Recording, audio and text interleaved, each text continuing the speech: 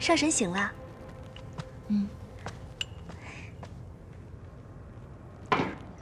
你先洗把脸，我这就去为你准备早膳。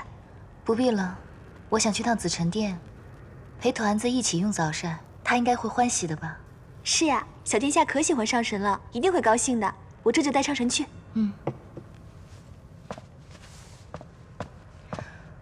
罢了，我还是去上清境吧。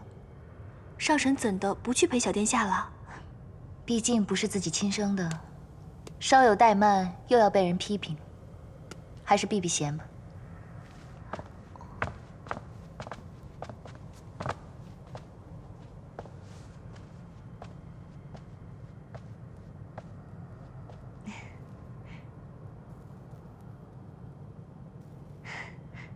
妹妹昨日一直在紫宸殿里陪乐西娘娘照顾小殿下，今晨终是脱身，便急匆匆地赶过来，特意想过来拜一拜姐姐。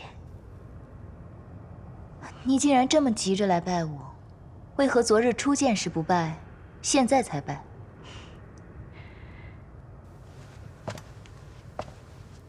这天宫与别处有些个不同，若是一场慎重的参拜，必得收拾出合宜的礼度，方能显示出参拜者的虔诚。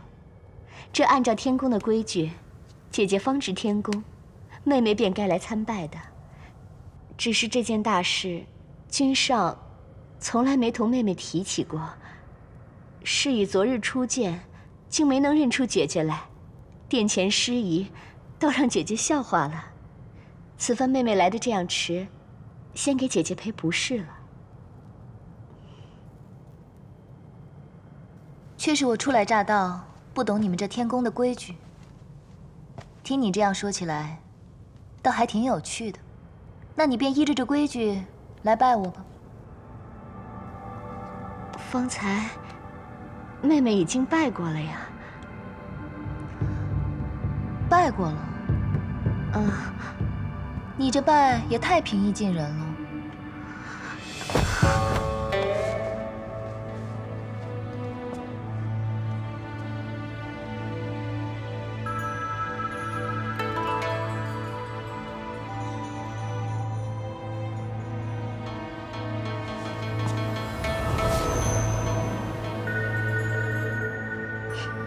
你这又是做什么？方才那一拜，妹妹是依着侧妃拜正妃的规矩；现在的这一拜，却是要拜恩人。姐姐这几个月来对阿离的照拂，妹妹实在是感激不尽。阿离打小便失了母妃，因着姐姐的容貌，错将姐姐当成自己的娘亲。如此失礼，还望姐姐你能多担待些。担待倒不必，我很喜欢他。君上对阿离的母妃用情很深。当年阿离的母妃跳诛仙台，君上便跟着一同跳了下去。被折颜上神救回时，在紫宸殿一躺就是60多年。姐姐，你看，这一揽芳华丽满院的桃花，就是君上为了纪念阿离的母妃所种下的。君上这200多年来，没有一时是愉悦的。姐姐，你既然同阿离的母妃长得像，妹妹觉得这实在是个缘分。方才的这一拜，也是盼着姐姐你能够早日同君上成婚，以慰藉君上那颗已经死了一半的心。这侧妃倒真是机灵得很。这是要说我青丘白浅能得夜华如此倾心相待，只是因为和阿离娘亲长得很像。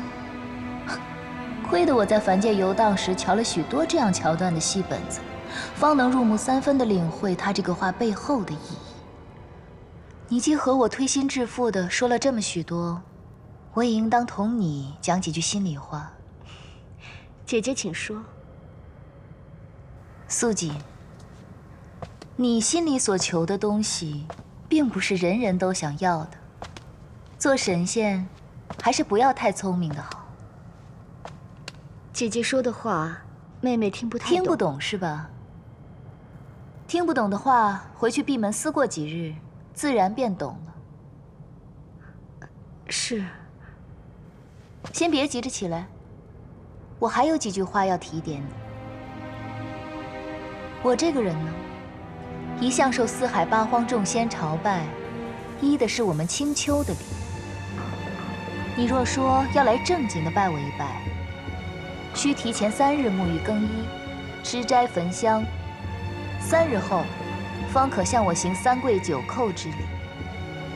这礼是麻烦了些，但若是你那夫君夜华来拜我，我也是受得起。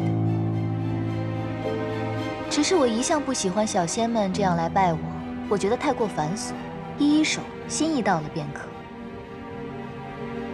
所以你下次若是说来正经的拜我，还是行我们青丘的礼了，不必跟我提天宫的规矩了。都是妹妹疏忽了。再者，我阿娘之前并未给我添过什么妹妹，你年纪轻轻叫我一声姐姐，叫得我心里不太舒服。所以，你还是跟着规矩，叫我一声上神吧。上神，你退下吧。是。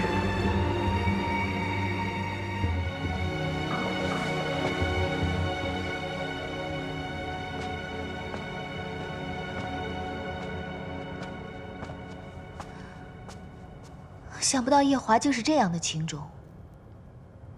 当初他应该是爱团子娘爱得深切，若我推断的没错，团子娘应该是被这素锦逼得跳了诛仙台吧。以夜华的性子，怎么没将这素锦给劈了？上神料得不错，是劈过一回。你说什么？那时君上方醒过来，身上不济，且万念俱灰，没有一丝活气息。整日只一个人关在殿中，连小殿下也不理。可不过2个月，天君便令一顶轿子将素锦娘娘抬进洗污宫。那一日，君上将一把冷剑刺入她的胸膛，天君及时赶来，将她救了回去。后来，她由天君保着，成功入了洗污宫。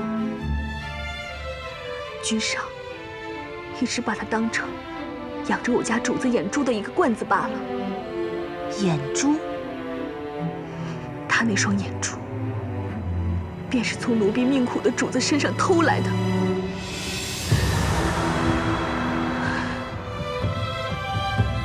乐须娘娘说，君上以为将自己的心思瞒住，让9重天的人以为他不在意我家主子，便能保住我家主子的命。可他的心思瞒住了天上诸位神仙，也让我家主子心灰意冷，以为君上当真嫌弃了他，却没瞒过天君，终究还是要了主子的一条命。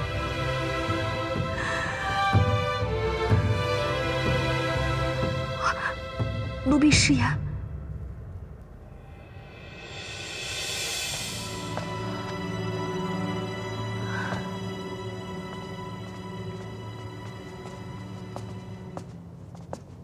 折颜，刚刚那个侧妃是不是看到了你，所以才行如此大礼？很多年没见你使小性子了，啊！今日我来听这墙角，却听得很有收获。哼，你四哥常常埋怨我当初不应该送你去昆仑虚，送错了，说你不过就是学个艺，怎么学得整个人不太灵光了，完全没有当初他待你时的天真活泼了。我已经14万岁了。要什么天真活泼？不过呢，夜华这侧妃确实不大合我意。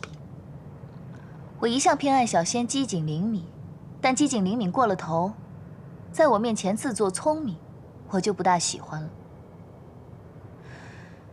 你此番前来，不会只是为了听我的墙角吧？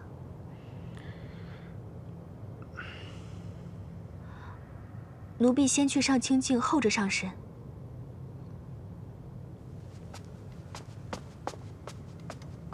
折颜，300年前你就是这副神情，告诉我，师父兴许要回来了。当初我就空欢喜一场，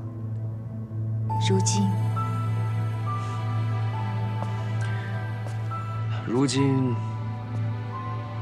我告诉你，墨渊真的要回来了，你也不寂寞。你当真不是在骗我？丫头，这次绝对不是骗你的。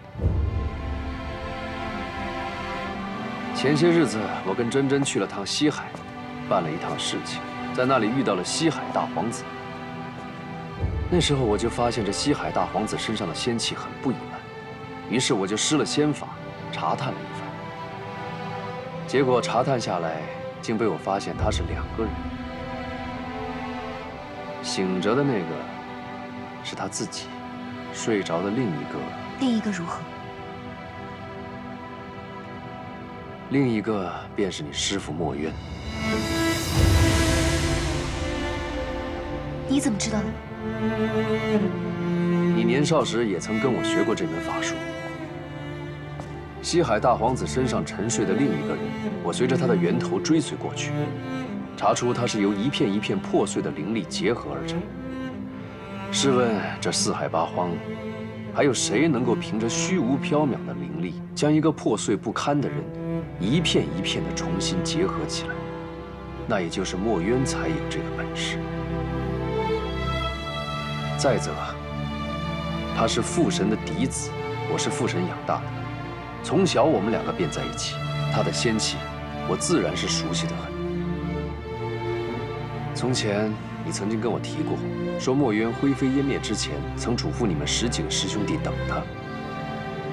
我一直以为那是他留给你们的一个念想，直到昨夜我见到他，才真正叫我佩服。墨渊这辈子从没让人失望过，这才是峥嵘男儿的本色。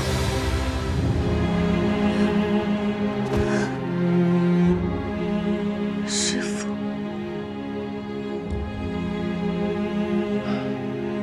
他花了7万年才到今日这个模样，如今还有一点散，需要借旁人的仙力继续调养。想必也是因为如此，墨渊才沉睡在西海大皇子的身体里，借以调养。只是不知那西海大皇子可担得起师父？这西海大皇子的身体只不过普通尔尔，他一身的仙力，除了要供自己修养，还要来分散调养墨渊。日子久了，渐渐就把身体拖弱了。墨渊如果真的要醒来的话，恐怕还要7、8千年。只是，这师父为何要挑大皇子？墨渊选择西海大皇子，自然有他的道理。我还记得这西海大皇子年幼时曾经欠下墨渊一个恩情，此番就当是他报恩吧。何况这西海2皇子本来就是你大师兄，就当他哥哥替弟弟报了师恩。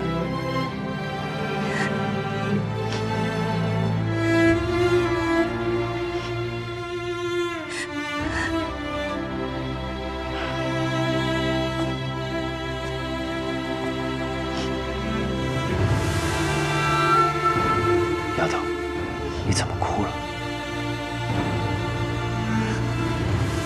这件事情，我心心念念了7万年，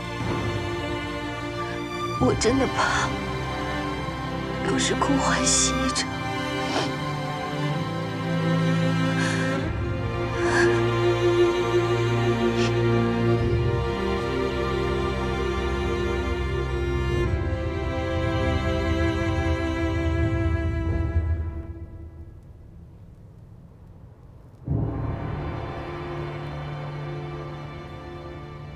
方才你恨不得捏朵云彩，立即奔向西海，怎么眼下又如此磨蹭呢？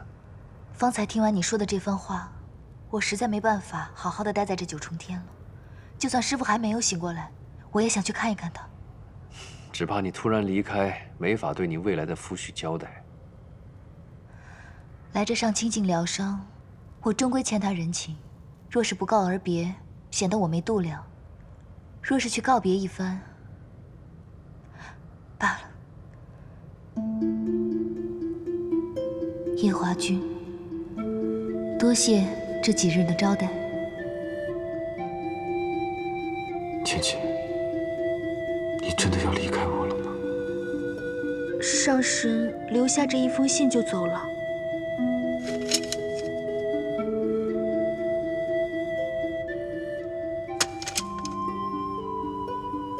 他可还有什么话吗？一句话也没有，看上去应该是家里出了什么要紧事，红肿着一双眼睛，也来不及看眼小殿下就走了。去吧。